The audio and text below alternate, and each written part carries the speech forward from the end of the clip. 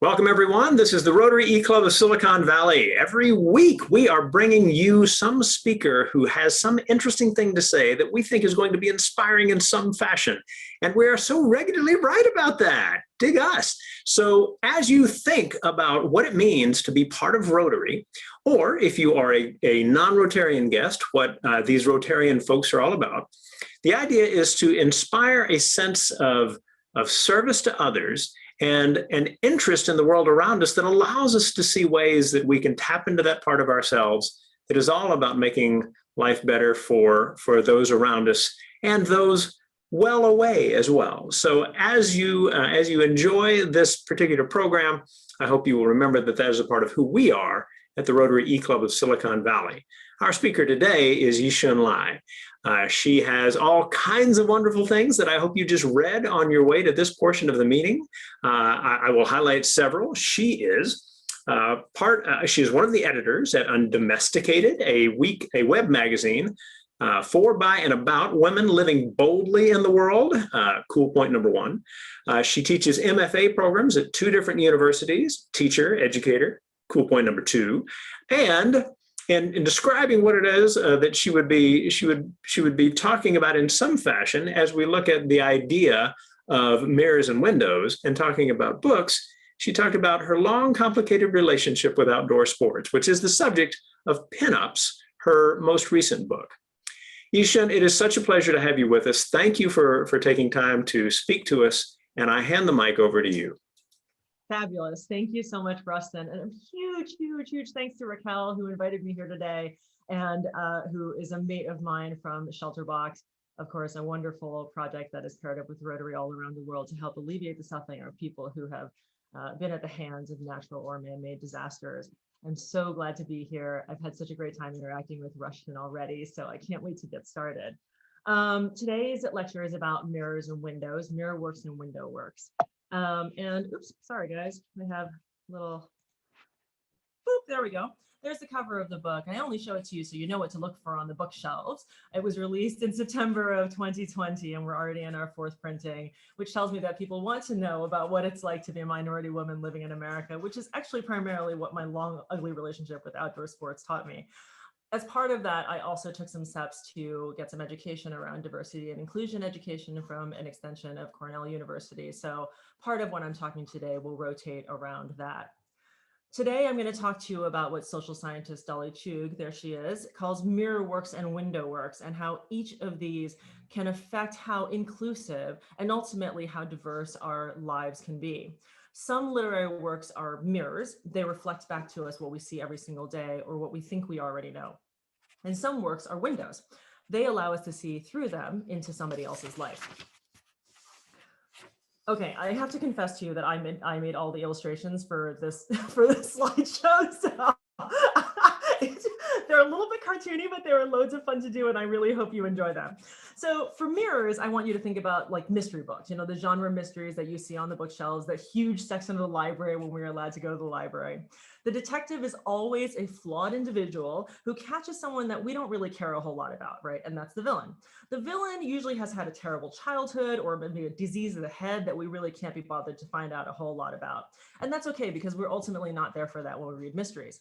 Or think thriller books. There's a hero always in a terrible situation, and we always know that the hero is going to win.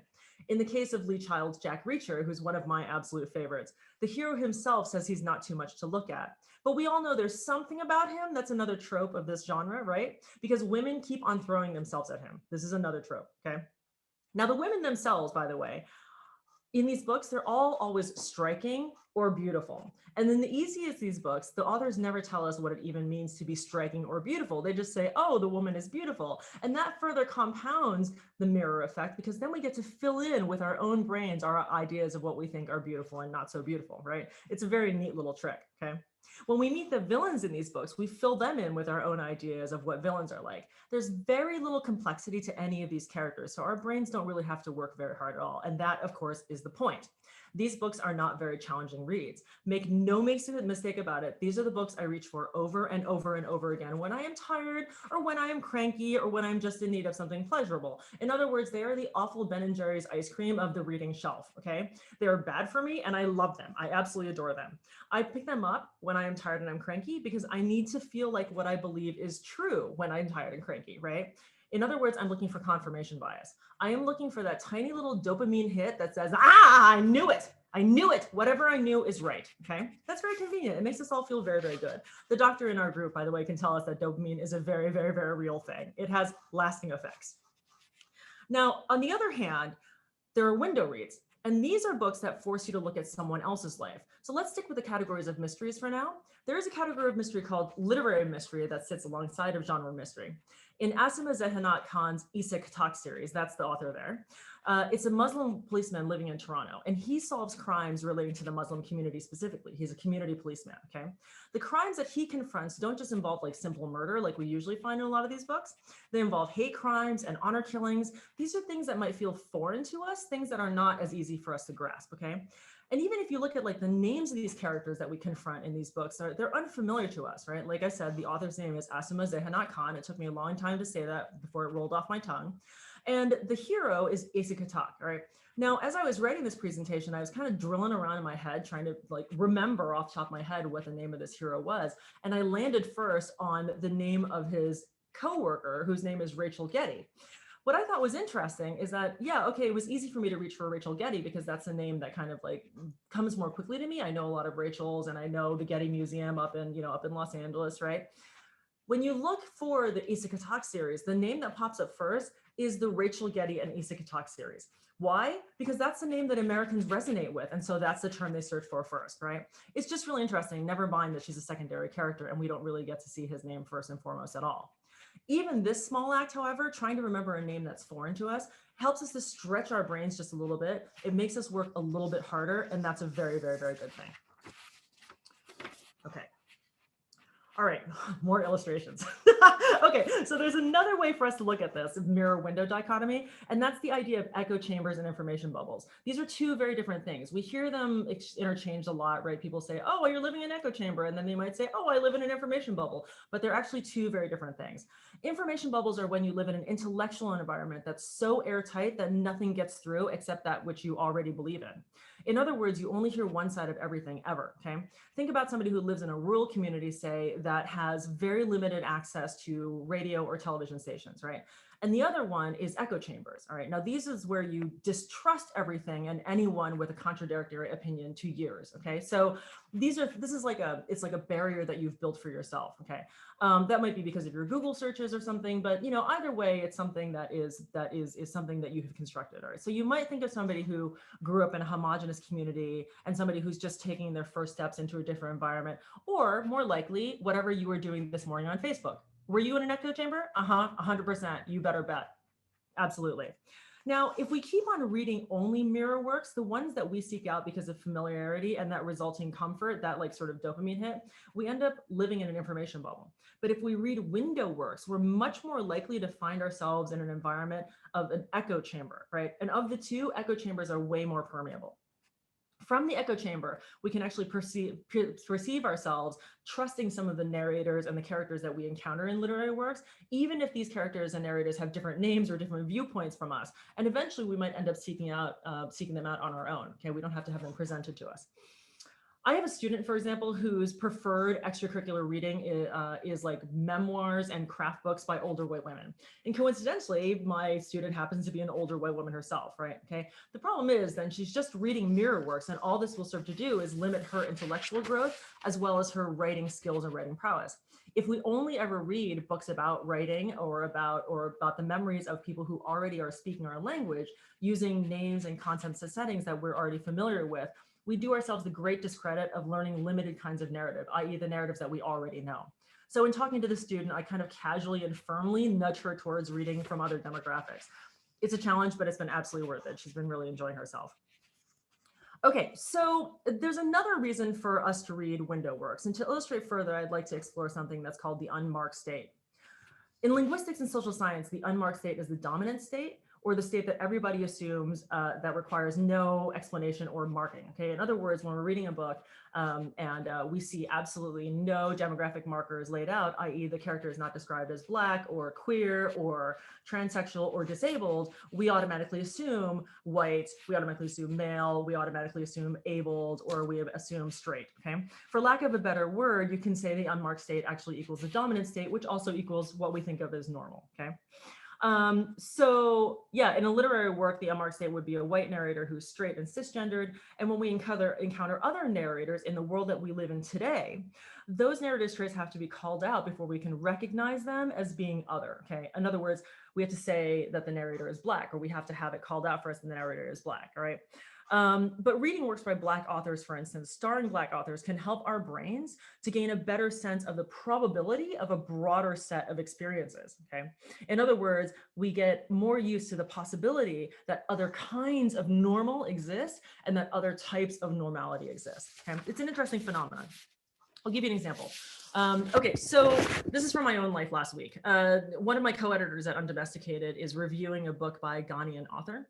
And in my editing notes, I asked her, what time period are we in? Are we pre-colonial or post-colonial? Are we modern day or what, right? And she immediately wrote back, what about this review makes you think that it's not modern day? And I was like, well, and then I had to look around and I realized that like smack in the middle of the review, there's a big section that talks about the modern day apartment. It's a high-rise apartment building. So like, why would I think that it was, you know, anything but modern day? Yeah. It turns out last year I read one book by a Ghanaian author and it was pre-colonial. And from that one experience, my brain was like, oh, all books from Ghana must be pre-colonial. And I was unable to let go of the idea that there could be any possibility, any probability of works set in Ghana that would be anything but pre-colonial. It was a very odd, very embarrassing moment, but it's okay. I'm better now. I have moved on and I now realize that there are books by Ghanaians that may or may not be pre or post-colonial. So the whole idea is to expand this possibility of other works and of other narratives being normal. Okay, and now I know better, right? So it's okay. We're all on this. This continuum of life, right? By the way, the Ghana on the left here is what I was picturing. When, of course, in Accra on the right, there are lots of very modern buildings that look like they came out of something from Star Wars, which is something else altogether. Okay, anyways. There's another thing that I think is connected to unmarkedness, and it happens on the part of the writer. Sometimes writers kind of posit their own experiences as being the end all be all, right? Sort of like the definitive American experience, for instance, when really they tend to exclude a lot of other people without even realizing it. For instance, in one of the classes I'm teaching, we're reading Lee Gutkind's You Can't Make This Stuff Up. And it's a book about how to write nonfiction work. When we think about nonfiction work, think about essays or articles that you see in magazines or articles that you see in newspapers, okay? Now, Gutkind is an older white male, the kind who's been written about in Vanity Fair and whose name is on the lips of all of the literary celebrities, okay? In this book, he uses a lot of sports metaphors, and they're not just sports metaphors, but they're American sports metaphors, right? Of the type like batting 1,000, knocking it out of the park, you know, that kind of thing, all right? So readers who aren't into sports or not that much into American sports might get a little bit less out of this book than people who are already into the kinds of things that Gutkind is also into. In other words, people who are already in Gutkind's social club. In social psychology terms, we talk about it as being in-group and out-group. Okay, Gutkind is clearly speaking to an in-group. He's not that concerned with what the out-group is thinking, all right?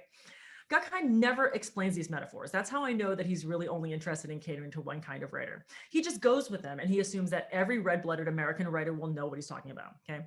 Readers who tire of these sports metaphors are not likely to be able to read very far.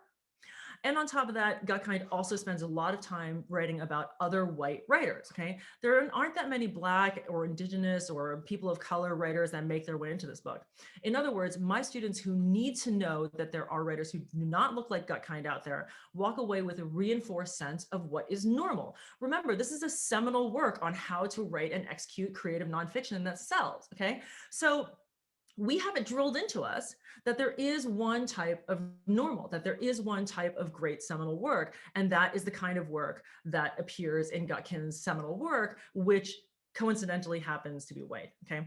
Now, let it be said that this is not entirely Gutkind's fault, all right? He lives in a certain world. Publishing world, by the way, as I'll reference later on, is 87% white. If you'll just excuse me for 1 second, I have to show you. There's a there's a really interesting graphic that was put out by the New York Times a little while ago. And it shows the people of influence in each taste setting, what is it called? Taste setting business, okay? So for instance, here is the group of people who are running the music business right here, this block here, okay? The yellow blocks are the people who are of color, and the rest of the blocks are the people who are white, all right? This is the music business. This particular block is the music business. Music, as we know, draws a lot of its influence from Latinx influences, draws a lot of its influences from Black influences. Why is it that 2 out of the 14 people who run the music industry are of color? I don't know, but that's the kind of thing we have to contend with. And you know what? It's okay. It's fine. It's a state that we're working in today, and it's what Lee Got Kind is working with. So we give him a little bit of latitude, but that doesn't mean that we can't change the zeitgeist. Okay. All right. Okay. There's more. I've been thinking a lot about this Got Kind guy. Got Kind also talks a lot about something called immersive nonfiction. This is the kind of writing you find in the works like Studs Terkel and George Plimpton. These are 2 other white men who could move through the world without having to think too much about their own safety or their sense of belonging.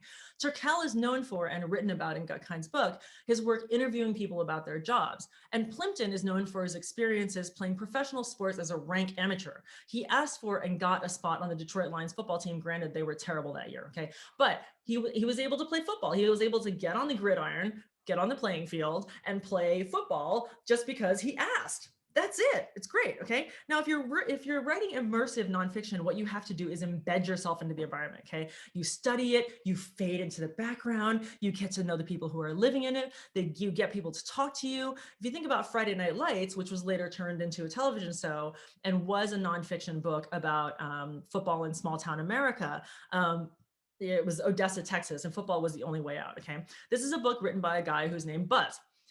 Buzz. There's no points for guessing what ethnicity Buzz is, okay? Buzz is a white guy, all right? Okay.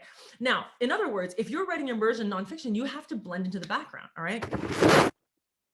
The thing is, the likes of Terkel, Got Kind, and Plimpton are unmarked. They can blend into the background. They can fade in. They can immediately immerse themselves in Texan society, okay? They can ask anybody for the interview because the people who are being interviewed aren't likely to be distracted by the fact that the interviewer is Black, disabled, trans, Asian, or otherwise other, right? So if our experience of reading immersive work is largely that of white men, we are only ever going to be able to hear about experiences in which a white man can immerse himself. This is a big, ugly, humongous circular narrative, right? And it runs from the way that we teach writing all the way to the way that we read, starts all over again, and it never, ever, ever makes any room for anybody else's narrative, which makes our lives super, super narrow, okay? Boy, I'm all doom and gloom today. Don't worry, there's more hope later on, I promise. So I've talked a lot today about how great window works are and how dangerous mirror works can be, but I want to add one more dimension to this conversation. When a reader who is marginalized, BIPOC or queer or disabled, just for starters, sees writers like them being published and discussed everywhere, from classrooms to newspapers and magazines, websites and televisions, sees their stories being turned into, documentaries, or sees them turned into Netflix shows, what that tells them is that it's a powerful reminder that their story matters, right? That the story of this particular population matters, and that being marked isn't necessarily a sign that our story is lesser. Okay, so here's where we get to the homework, and you don't have to do this now, all right? When you have some time, I'd like you to take a look at the last 50 books that you read. Our most recent US Census figures put us 6% Asian, 1% Native American, 13% Black, 18% Hispanic. I think you might know where I'm going with this. I'd like you to look at your bookshelf and ask if your reading reflects that population, okay? 10.5% of Americans are living in poverty. Have you read 5% by five books by people who have lived in these conditions? Have you read 3 books by Asian Americans? Have you read 7 books by Black people? How about people with disabilities? Or our immigrant population is 18%. Do you have 9 books about, by or about people who have immigrated to this country on your bookshelves? It would be interesting to see. A full 21% of Americans live in homes where more than one language is spoken. If you've read 10 books by or about people who fall into this demographic, you're doing really well, okay? So it's interesting to take a look. Our country is so varied. There are so many different ways in which people identify, and therefore so many windows for us to look through for the sake of broadening our understanding of what it means to live in this country and in the world, I would argue, right? I spent a lot of time talking about America and the work and in the world today, but the reality is that this is kind of publishing worldwide, and it's the state of our zeitgeist overall. Our publishing industry, like I said, is not as varied. At the gatekeeper level, it's 87% white. My cousin who lives in Taiwan said something really funny to me when I was telling him this story. Again, Charles lives in Taiwan. He said, "Oh, we don't have that problem in Taiwan." And I was like, "Charles, you live in Taiwan, okay? You cannot find 87% white people in Taiwan. That's just not going to happen. It's not a story we can tell for you, all right?" In any case, by working hard to diversify our own readership and our own bookshelves, buying books that contain viewpoints and stories that are not our own, we can put more demand and hard currency behind publishing those who haven't traditionally occupied anything but the margins. The point here is not to shame anybody into reading more window works. The point is to remind us joyfully and expansively and abundantly how much more there is to learn, how many more lives and identities there are to encounter. Like I said in this talk, I've largely focused on American literature, but in an ever more global environment, it behooves us to remember that even though we're so fractured right now as a world and as a country, still more varied opinions and moral virtues and lifestyles are accessible to us just by borrowing a book from the local library or asking our friends who do not look like us, or people who don't come from the same backgrounds or places or families that we do for recommendations. Reading is by far the cheapest and easiest and most pleasurable way to get to know somebody new. When we read more window works, we gain access to this knowledge, these lives, and we expand our sense of compassion more than anything else. That's me. Okay, I have this fancy slide here where you can reach out to me and say hello, come visit me at the website. And I think Raquel knows where to find me, so y'all can reach out. All right. Excellent. Excellent, excellent. Thank you very much, Shun. Now, I want to introduce the people that we have got in the group as we are leaving the slide up in order to take advantage of the captioning that's a part of that. You may need to say hello if you're going to appear on camera. If you're like, I'm not there, just wave and it'll either work out or it won't. So let's start internationally. Our president, Raquel, a doctor from Mexico who is currently in Europe, and we have her to thank for connecting us with Shun. Thank you very much, and thank you for being with us, even though it is clearly a tough time of day where you are. North of the border, we have in British Columbia, we have Nick, our club secretary. So Nick, thank you for being here. All right. In Texas, we have got retired judge and cat aficionado, Rory Olson. He and I believe Jazzy was with him quite recently. We have with us Farheen, our membership chair, who is also in the Bay Area with me. I am in San Jose. Farheen is in Santa Clara. Maybe perhaps she is wearing sunglasses right now, and I have this image of her figuring out how to travel despite the world conditions at the time. And Shun is in Southern California in Claremont. So with that, I will start the questions and watch the chat for who might be next after that. Shun, as a teacher, we get a chance to connect with the lives of so many of our students, and they bring new perspectives to us. Those moments of learning something new are really powerful. I loved the story about the Ghanaian author and the review that you read. Can you share something about how a student, in talking to you about some of the different literature you've explored, has taught you something that really has stuck with you in a fascinating way? Yeah, I'm so lucky because at the MFA level, students tend to approach from all walks of life, and so they've lived very full lives before they come to us, and that's a really beautiful thing. We have one of my students who was one of the first ever women on the trading floor. And she has taught me so much about the way that she approaches nonfiction writing. I think we tend to view memoir works as the kind of works that ask you to eviscerate yourself in some way, shape, or form, right? You kind of rip open the ribcage and it's like, oh, here's my bleeding heart, have some of this, right? But her style is much more subdued, and it's much more, it's tighter, and it kind of requires you to read between the lines. And from her, because we have been reading so many emotive works, I learned a lot about what it means to be a woman who has had to really keep yourself buttoned up, right? She's of a different generation than I am. She's in her late 60s now.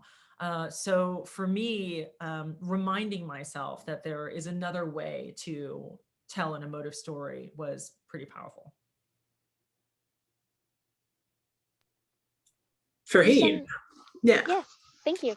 Yishan, thank you very much for your presentation. How funny. So just on Sunday, I was having a conversation with a little conversation group that I'm a part of, and we talk about the exact same concept that you talked about today, about, how, yeah, how we can potentially be reading stories that are not necessarily mirrors, but windows. So I really appreciated the affirmation that you gave today of the exact same topic. So my question for you is, what is a book that you have read maybe recently, or maybe even not recently, but what's a book that you read that really was very different from your worldview, that really kind of made you think a little bit harder? Because I would love to read it. Yeah, so there are three that come to mind. The first is a book called Heavy by Kiese Lehman, and I'll spell it because it's not gonna pick it up in the closed caption. His name is Kiese, last name Laymamon. And he's written a memoir about his growing up in Mississippi. He later on goes on to become a professor at a pretty elite private college. And his exploration of what it meant to grow up Black and to grow up trying to assimilate while trying to assume, this persona of person who would go on to teach at an elite private college is a really valuable journey. The second one that I want to recommend is one that I have here. It's called In the Dream House. This is Carmen Maria Machado. Fair warning, this is a book that made me feel stupid for the first 45 pages. There are footnotes, copious footnotes. But it is a book about a woman's memoir of what it's like to be the survivor of an abusive relationship. And she writes it in this format that is actually, it's called In the Dream House, right? And it essentially is Dream House as Choose Your Own Adventure, Dream House as I Love Lucy, Dream House as First Thanksgiving, right? So she basically follows this motif all the way through. It's a really interesting read, but yeah, it did make me feel kind of dopey. The last book is an interesting one. It's called Two Trees Make a Forest. It's by Jessica J. Lee. This one was interesting to me because it is a Taiwanese Canadian writer. And I picked it up because as a Taiwanese American woman, I immigrated here when I was 3. I still consider myself Taiwanese, but it's another perspective. Lee's family story is very different from my family story. My family emigrated from China to Taiwan in the 1700s. 2 centuries different, Ishan. So sorry about that. That's really embarrassing. We emigrated in the 1700s. Lee's family emigrated in the 1900s at a time when Taiwan was being greatly oppressed by the mainland. So it's a different view on what it's like to be Taiwanese and what it feels like to be Taiwanese. And, at the end of the day, it was really interesting to me, even though we're on the face of it quite similar. Thank you. Sure, my pleasure. Nick, I think you have a question. Yeah, well, I guess first comment that I really appreciate the opening because, the topic is one where I really like Jack Reacher books, and I appreciate the concept of the mirror because you're so right that there's comfort and you seek it, especially when you're busy and we're stuck in COVID for a year plus, and we've all been home and are desiring to all get out and go do things. And also just an eye-opening that I think the comment I'd make, and I'd love to hear more recommendations of different genres and where it would be, because I love that you tied it into, hey, I like this. Here's a way to enjoy a book that provides you some of the same feeling of that, but it is the window versus the mirror. Are there other, could you give an example of other places besides mystery, which mystery is a great one, but are there other thriller, I think of the James Pattersons of the world and those kind of things, and what other ones are out there? So just genre wise, I guess. Yeah, so I think in every genre you can find a parallel like this. In fact, I'm reading a book right now that's called The Mermaid, the Witch, and the Sea. It is a young adult fantasy novel that takes place in a parallel universe. Okay, and it's very much in there are slave ships in this particular book.